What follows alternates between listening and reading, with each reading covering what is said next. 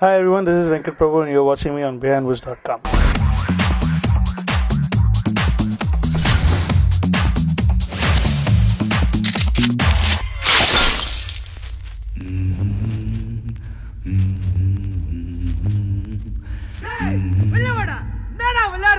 Mangatada.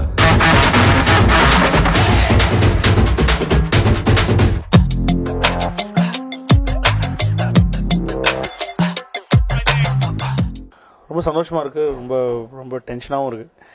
அதாவது இது வரைக்கும் அப்படி ஏதோ ஓபேஸ்டோன்னு நினைக்கிறேன். அதனால் இந்த வாட்டி கண்டிப்பாக ரெஸ்பான்சிபிலிட்டிஸ் ரொம்ப ஜாஸ்தி. ஏன்னா அஜித் சாரோட ஃபேன் ஃபாலோயிங் எல்லாருக்குமே தெரியும், மிகப்பெரிய ஃபேன் ஃபாலோயிங். ஸோ அவங்களையும் சாட்டிஸ்ஃபை பண்ணி அது அவங்கள தாண்டி ஜென்ரல் ஆடியன்ஸையும் சாட்டிஸ்ஃபை பண்ணணும் அப்படிங்கிறது தான் எங்களோட aim. So we are working towards it. ஆனால் ஜாலியாக இருக்குது. அஜித் சாரோட எனக்கு ரொம்ப நாள் பழக்கம் இருக்கிறதுனால ஜி படத்தில் அவரோட நடித்தேன் நான். ஸோ அதுலேருந்தே we have very good rapport. அதனால ஃப்ரெண்ட்ஸ், ஒரு பிரதர் ஃப்ரெண்ட், ஒரு வெல்விஷர் அப்படி தான் சொல்லணும் அஜித் சாரை. திடீர்னு திடீர்னு வீட்டுக்கு வந்துடுவாங்க. ஒரு நார்மலாக ஒரு ஃப்ரெண்ட் மாதிரி தான் he treats me. He doesn't treat me as a director. So அதனால் ஸ்பாட்லேயும் பார்த்தீங்கன்னா எனக்கு பெரிய டென்ஷன். இப்போது ஒரு பெரிய ஆர்டிஸ்ட்டை நம்ம டைரக்ட் பண்ணுறோம் அப்படிங்கிற ஒரு ஃபீலிங்கே கொடுக்கல. So I think he made it so cool and is very cool with the boys. ஏன்னா கூட நடிக்கிற பசங்க எல்லாமே என்னோடய பசங்க நிறைய பேர் நடிக்கிறாங்க அதில். ஸோ அதனால் அவங்க எல்லாமே he made everybody at ease. அதுதான் best part of Ajith sir. So எல்லாரோடையும் ஜாலியாக உட்காந்து பேசுறது, ஒரு லைட்மேனோட உட்காந்து பேசிட்டு இருப்பார், திடீர்னு ஃபைட்டர்ஸோட பேசிட்டு இருப்பார், வெளில உட்காந்து எங்கள் கூட வெளில சேரில் உட்காந்துருவார். முக்கால் கேரவனுக்கே போக மாட்டார் அவர். ஸோ இட்ஸ் கூல், இட்ஸ் ஜாலியாகிட்டார். ஸோ அதனால் எங்களுக்கு அதே மாதிரி தான் ஃபீலிங் இருக்குது. அது மக்களுக்கு எப்படி இருக்குது அப்படிங்கிறது படம் பார்த்து தான் நீங்கள் சொல்லணும்.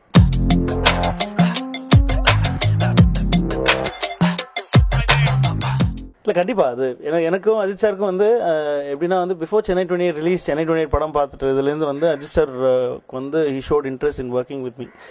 பிரபு நம்ம கண்டிப்பாக ஒரு படம் பண்ணும் பிரபு சேர்ந்து அப்படின்னு சொல்லிட்டு அது கடந்த ஒரு 2 படங்களாக ட்ரை பண்ணோம், அமையலை. அது அப்படி தள்ளி தள்ளி போயிட்டே இருந்தது.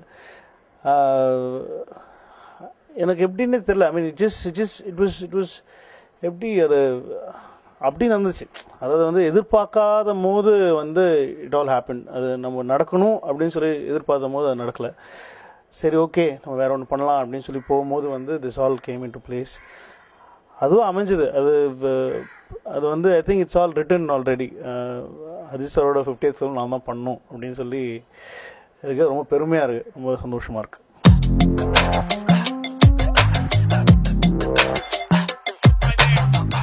முதல்ல நான் ஒரு ஸ்கிரிப்ட் பண்ணியிருந்தேன். அந்த ஸ்கிரிப்ட் அதை கேட்டுட்டு அஜித் சாருக்குன்னு சொல்லி நான் பண்ணல. ஒரு ஸ்கிரிப்ட் நான் ரெடி பண்ணியிருந்தேன். அது அஜித் சார் அது சும்மா ஒரு லைன் தான் கேட்டாங்க, ஒரு ஜஸ்ட் லைன். அது கேட்டோடனே நான் பண்ணுறேனே பிரபு, இந்த கேரக்டர் நான் பண்ணால் நல்லாயிருக்குமே அப்படின்னாங்க. அண்ணா தான் சொல்லுவேன். ஆனால் நிஜமாக தான் சொல்கிறீங்களா, சத்தியமாவா, உண்மையாது? இல்லை எனக்கு I think I like it, நான் பண்ணலாமே அப்படின்னாங்க. அப்படின்னோடனே அதுக்கப்புறமா நம்ம துரை விவேக் சார் ப்ரொடியூசர்ஸ் கிட்ட பேசினேன். இந்த மாதிரி அஜித் சார் பண்ணுறேன் அப்படின்னு சொல்கிறாங்கன்னொடனே ஃபஸ்ட்டு கொஞ்சம் எல்லாருக்குமே லைட் ஜர்க் தான். ஐயோ நிஜம் இந்த கதையில் எப்படி அஜித் சார்? ஏன்னா இது நாங்கள் பிளான் பண்ணதே ஆன்சாம்பிள் காஸ்ட் அப்படின்னு தான் பிளான் பண்ணோம். நிறைய கேரக்டர்ஸு ஒரு அப்படின்ற மாதிரி பிளான் பண்ணோம். இதில் அவ்வளோ பெரிய ஆர்டிஸ்ட்டை நம்ம எப்படி உள்ளே கொண்டு போட்டால் அது நல்லா இருக்குமா அப்படின்னு சொல்லி பிளான் பண்ணி அதுக்கப்புறம் பேசி அதுக்கப்புறம் ரீஒர்க்ட் அந்த ஸ்கிரிப்ட். ஒரு பெரிய ஆர்டிஸ்ட்டை உள்ளே கொண்டு வந்தால் அந்த ஸ்கிரிப்டை என்னென்ன சேஞ்சஸ் பண்ணணுமோ அந்த சேஞ்சஸ்லாம் அதுக்கு பண்ணி அதுக்கப்புறம் அதனால தான் நிறைய கொஞ்சம் டிலே ஆச்சு ஆரம்பிக்கிறதுக்கே.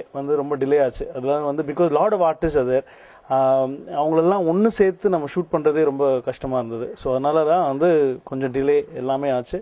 ஸோ தி ஸ்கிரிப்ட் வாஸ் கொஞ்சம் altered for Ajith sir. So but he told me not to give any changes. எப்படி இருக்கோ அப்படியே இருக்கணும் அப்படின்றான் சொன்னாங்க. ஸோ மோஸ்ட்லி அப்படியே இருக்குது. பட் எனக்கும் அஜித் சார்னா ரொம்ப பிடிக்கும். ஆஸ் அ ஃபேன் நான் அவர் படம் நான் டைரக்ட் பண்ணும்போது மற்ற ஃபேன்ஸ்லாம் என்ன எதிர்பார்ப்பாங்க, ஒரு இப்போது எல்லாருக்குமே தெரியும். எல்லாருமே ஒரு ஆர்டிஸ்ட் கூட ஒர்க் பண்ணும்போது அவங்களுடைய ஃபேன்ஸ்க்கு அப்படின்னு சொல்லி கொஞ்சம் பண்ணணும் அப்படின்னு சொல்லியிருக்கோம். அது கண்டிப்பாக இதில் இருக்கும்.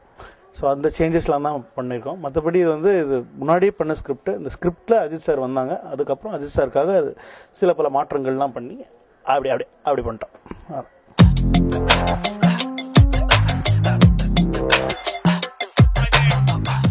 அது நீங்கள் பார்த்துட்டு தான் சொல்லணும். அது கண்டினியூ ஆகுதா, இல்லை நான் மாறி இருக்கேனா, இல்லை நான் மாற்றிட்டு இருக்கேனா அப்படிங்கிறத வந்து நீங்கள் பார்த்துட்டு தான் சொல்லணும்.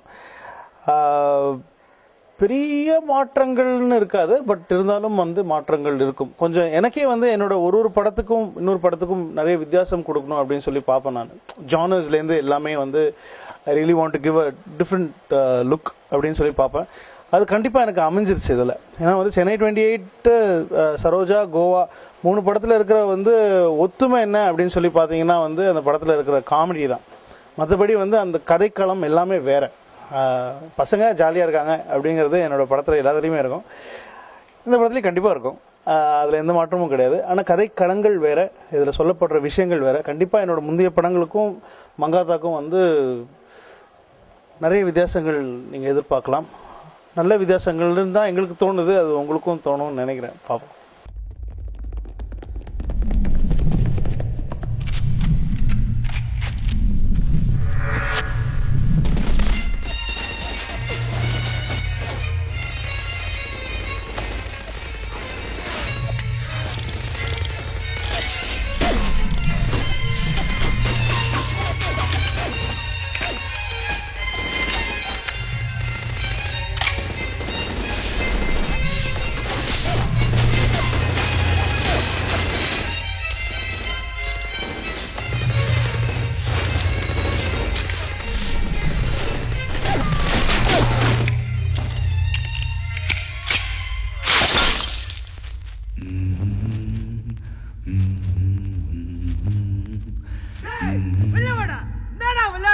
மங்காத்தடா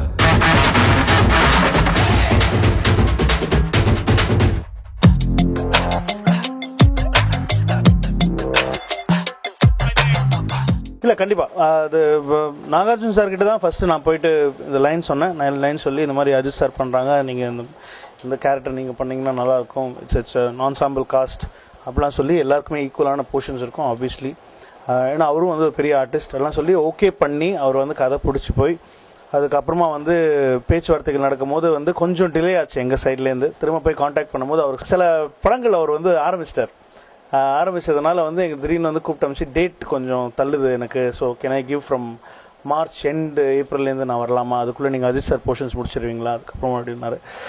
அப்புறம் எங்களுக்கு அந்த காம்பினேஷன்ஸ்லாம் ரொம்ப மாட்டோம். ஸோ நாங்கள் வந்து எப்படியாவது May 1 ரிலீஸ் பண்ணோம் அப்படின்னு சொல்லி அந்த சம்மர் ஹாலிடேஸ் அஜித் சாரோட பர்த்டே டைமில் ரிலீஸ் பண்ணோம் அப்படிங்கிற ஒரு டார்கெட்டில் ஒர்க் பண்ணிகிட்ருக்கோம். இந்த மழையும் வந்து அது ரொம்ப சொதப்புது, ஷூட்டிங்லாம் வந்து கொஞ்சம் தள்ளுற மாதிரி வந்து சொதப்பிட்டுருக்கு. நம்ம கையில் எதுவுமே கிடையாது, எல்லாமே நேச்சுரல் வெதர் கிளைமேட்டு எல்லாமே வந்து it plays a vital part in everything. Film making எல்லாமே லொக்கேஷன் கிடைக்கணும்.